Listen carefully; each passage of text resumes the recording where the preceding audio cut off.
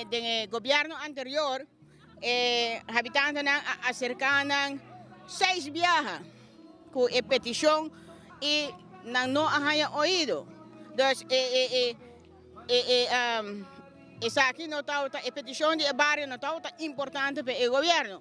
Entonces, para el gobierno no, porque así está ahora aquí, los habitantes acercan un viaje.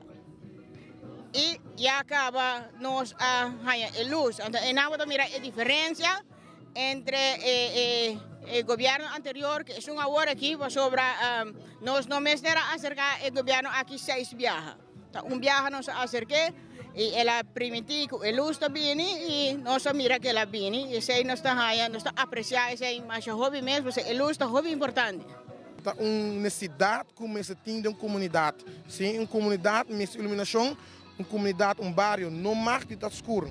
No momento que um bairro está escuro, ladrão e malhechor não está aproveitar para por assim na fechoria não aproveitar dentro da casa e logicamente está sendo um trabalho fácil também com a visibilidade para a gente por mirar não está virar roupa mais menos. Quando dona também gana para por assim malo. No momento que ladrão ou malhechor melhor bisa mira de bairro com iluminação, ele pensa 2, 3 dias de por bem assim sua maldade.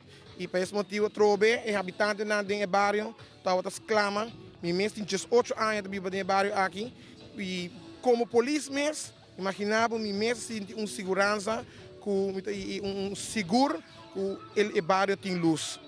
Nós estamos bem contentes. Ja, eu tenho 6 anos vivendo aqui na Cabo, bairro sem luz, 6 anos largo e eu me devia dar que com uma maior claridade lá na minha casa.